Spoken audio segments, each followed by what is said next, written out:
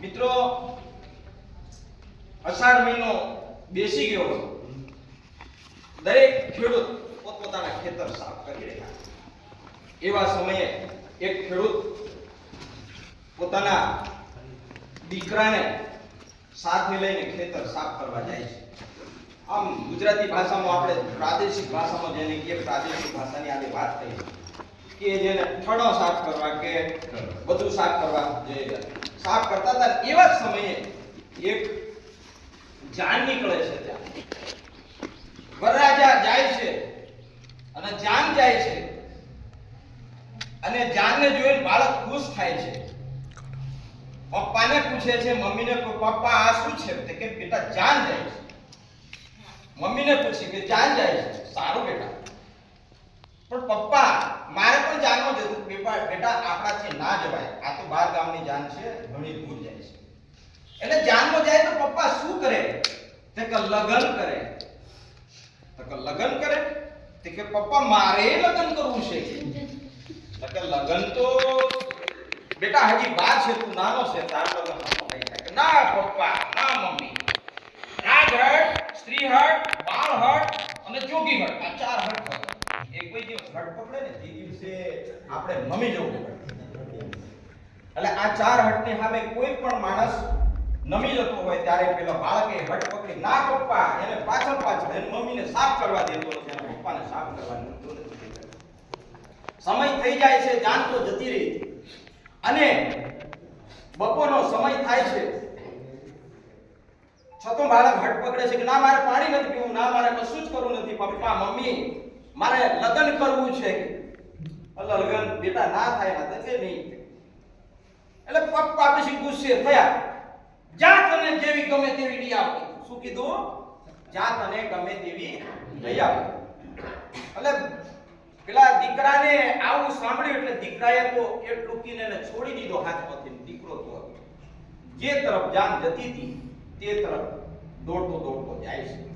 Mummy કહે છે, બેટા ઉભો રહે, તારું લગ્ન થઈ ગયું. બેટા ઉભો રહે. બેટો ઉભો હેનો રહે, એના તો લગ્ન કરવાની છૂટ મળે.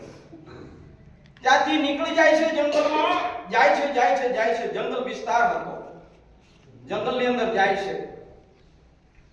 ચાલતો મોડું થઈ જાય છે, ભૂખ લાગે છે, તરસ લાગે છે, પણ રસ્તામાં કશું એને ખાવા મળતું નથી. અષાઢ મહિનો હતો એટલે જાંબુ તો પાકે. એટલે જાંબુ પાકેલા હતા. એક જાંબુનું ઝાડ આવ્યું એટલે તેને આશા ભાઈ મને ભૂખ લાગેલી જ કડકડાય એટલે પેટ ભરીને જાંબુ ખાઈ લો. અને એ જાંબુ નીચે નમીને જાંબુ ઉઠાવે છે. એક જાંબુ મોઢામાં મૂક્યું અને એનું નાક એક વેત મોટું થઈ ગયું. એક જાંબુ મોઢામાં મૂક્યું અને એનું નાક એક વેત મોટું થઈ ગયું. એટલે હા આવું હું ખાતો તો નાટું મોટું નાક. છતો કડકડાવીને ભૂખ લાગેલી એટલે બીજી વાર પાછું બીજું જાંબુ ઉઠાવ્યું, જોર કર્યું. બે વેતો જેટલું નાક મોટું થઈ ગયું. અરે હવે મારે શું? છતો એને લગન, એના મગજમાં તો શું મારે લગન કરવું. એટલે લગન માટે એ જાંબુ એમ પડતમ મૂકી દે છે અને આગળ રસ્તામાં નીકળી જાય છે. બે વેતું નાક મોટું થઈ ગયું એવું મોટું નાક લઈને એ જાય છે અને વિચારતો જાય છે કે આટલું મોટું નાક અને હું પહેરવા જાઉં મને કોઈ વળશે કે નહીં, એ પોતે પણ વિચારે છે. છતો એમ જતો જંગલમાં ફરી પાછો એક જાંબુનું ઝાડ મળી જાય છે અને કડકડાવીને ભૂખ લાગેલી હતી એટલે એ ફરી પાછું વિચારે કે આજ મારે બે વેતો તો નાક મોટું છે પણ બીજો જાંબુ ખાય તો આટલું મોટું થઈ જાય, હું લઈને કેવી રીતે જઈ? એટલે ધીરે ધીરે વિચારે છે કે ગમે તેમ થવાની થાય પણ ભૂખ એ કોઈનાથી સહન કરી શકાતી નથી. એટલે ફરી પાછો એક જાંબુ ઉઠાવીને મોઢામાં મૂકે છે અને કુદરતનું કરવું એક વેત નાક એમાંથી ઓછું થઈ ગયું. એને તો નવાઈ લાગી. બીજું ઉઠાવ્યું, બીજામાં એને બીજું પાછું હતું તેટલું જ થઈ ગયું. મૂળ જગ્યાએ મૂળ જગ્યાએ આવી ગયું. એ તો ખુશ થઈ ગયો.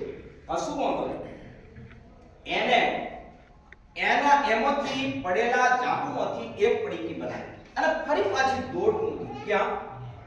જ્યાં પેલું બે વેતો નાક મોટું થયેલું એ જ જગ્યાએ પાછું જાય એમાંથી પણ પડીકી બનાવે છે અને એ બે પડીકીઓ સાથે લઈને ફરી પાછો જે જગ્યાએ ધ્યાન હતી ત્યાં પહોંચી જાય છે અને આજુબાજુ બધો માહોલ જુએ છે અને કે છે તો જાણતે જ ખેસ બધા મળતા આવેલા જોયેલા હતા ને એટલે છે તો આજ એટલે ત્યાં આજુબાજુ જુએ છે હવે લગ્નની તૈયારી પૂરજોશમાં ચાલ્યા રાજાના રજવાડામાં તો સાહેબ જે કંઈ ભોજન હોય ભોજનની શું કમી હોય અને આપવામાં પણ શું કમી હોય ત્યાં જુએ છે કે આજુબાજુ બધું જુએ છે પણ કન્યા ક્યાં છે એ દ્રષ્ટિ પે વરરાજા કન્યાને પહેલા અલા જોવે છે આજુબાજુ જોવે છે કે હા એક ઝરૂખાની અંદર રાજકુમારીને એની સહેજ સંગારી રહી હતી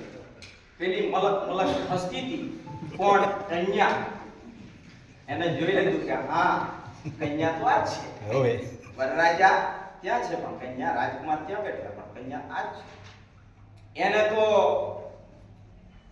ફરી પાછી દોડ મૂકી પેલા જાંબુના ઝાડે જો પેલા એક જાંબુ ખાઈને એક વેત નાક બચતું હતું ને જો ઉપડી જાય છે અને ત્યાંથી પાછી એક છાપડી એક પડીઓ લાવે પડીઓ એમ પડીઓ ઓળખો ને આ પડીઓ લાવે છે પડિયામાં જાંબુ અને બોલે કે કોઈને જાંબુ જોતું હોય કોઈને જાંબુ જોતું એમ બૂમ મારતો એમ ફરે છે તે વખતે રાજકુમારીને બધું જ જમવાનું કશું ભાવતું નથી લગ્ન થતું હોય ને કન્યાને સામે ગમે તેવું જમવાનું મૂકો ને એને જમવાનું ભાવતું નથી એનું બાપનું ઘર છોડી દેવાનું છે ને એટલે કન્યા જોવે છે રાજકુમારી પેલા પડિયાને અને એની દ્રષ્ટિ પડે કે મારે બીજું કશું નથી કારણ મારે પેલું જાંબુ ખાવું છે કે પેલા એની દાસીઓ હતી એટલે કીધું જાઓ ભાઈ પેલો જાંબુ લઈ આવો જેટલો મને એટલો બધો લઈ કન્યાએ ભાઈ જાંબુ મંગાડ્યા જાંબુ ખાધું એક વેત નાક કદરૂપી બની ગઈ ભાઈ હવે શું કરવું કુતૂહલ ભાઈ શું થઈ ગયું આવું તો ન થવું જોઈએ એક વાર મંદો ફેરાની તૈયારી ચાલી રહી અને આવું એક વેત નાક ફરી પાછું એને વળી બીજું ખાધું ભલે ગમે તેમ લાગે પણ બીજું ખાધે બે વેતો થઈ ગયું એટલે આ બાબતની આખા નગરની અંદર આખા લગ્ન મંડપની અંદર ચર્ચા થઈ ગઈ કે કન્યાને તો બે વેતો નાક મોટું થઈ ગયું હવે પરિણામવાની કેમ દેખાડી તે વખતે કેવી હતી હમણો કેવી કદરૂપી થઈ ગઈ કે બાપરે રાજાને ખબર રાણીને ખબર પડે છે રાણી આવે છે અને રાણી હોય એટલે સ્વાભાવિક બોલાવે પોતાનું પ્રિયપાત્ર એટલે પોતાના પતિદેવ બોલાવે છે કે તમે આવો ને એમ કે આપણે દીકરીનું લગ્ન હતું અને આ શું થઈ ગયું એમ કે તમે જોવો ને કે રાજાજી આવે છે જાણો કે આ કેવી રીતે હવે હું ત્યાં રાજમાં પેલા જાંબુ ખાધેલા એટલે ફરી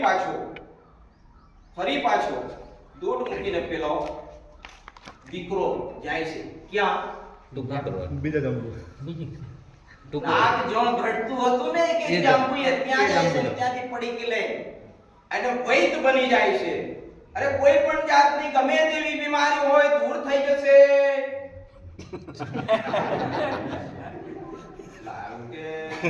બધા ઘણા બધા એવા કે આ પેલા આપણા ગામડામાં કહેવત છે ભલા ભલાથી નીંડું હોય કે મારો પુણ્ય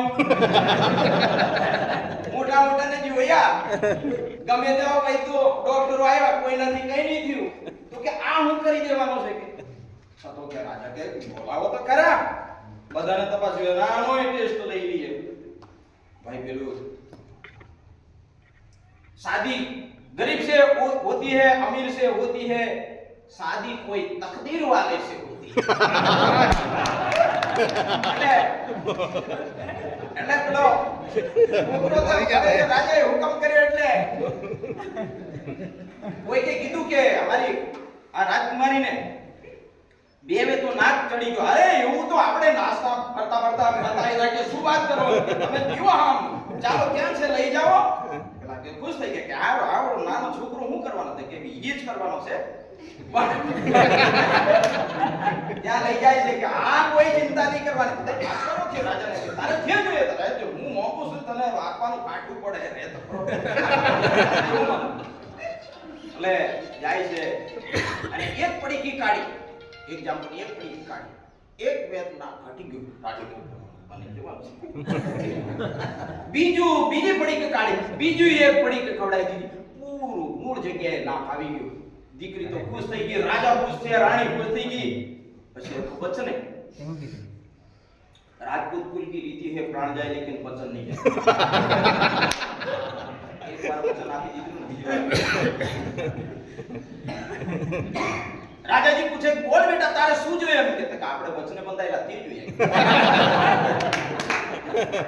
વચને બંધાયેલા થોડા વિચારમાં પડ્યા કે તું એક આવા છોકરા જેવો કે તારું પણ વચન પેલું મિથ્યાની જાય પેલી કહેવત યાદ આવી ગઈ રાજાને राजपूत कुल की रीति है प्राण जाए लेकिन वचन नहीं जाए वचने બંધાયેલા એટલે દીકરા સાથે આના રાજકુમારીના લગ્નો કરે છે પેલું લગ્નો જહોજરાની લગ્નો કરે છે અને જે જોઈએ તે બધું આપે છે આપવામાં તો કોઈ કમી રાખતા નથી હવે રાજા પાસે શું ના હોય એટલે રાજા બધું જ આપે છે લગ્ન પતી જાય છે અને કન્યાને વળાવી દે છે અને આખા રસાલા સાથે એ પાછો રિટર્ન થાય છે દીકરો અને ગામમાં પાછું આવે છે એના રાજાના સૈનિકો સહિત એને રસાલા સાથે એ દીકરાને લઈને પેલા કન્યાને લઈને આવે છે અને ફરી પાછો ગામની અંદર પ્રવેશ કરે છે અને ગામની અંદર પ્રવેશ કરતો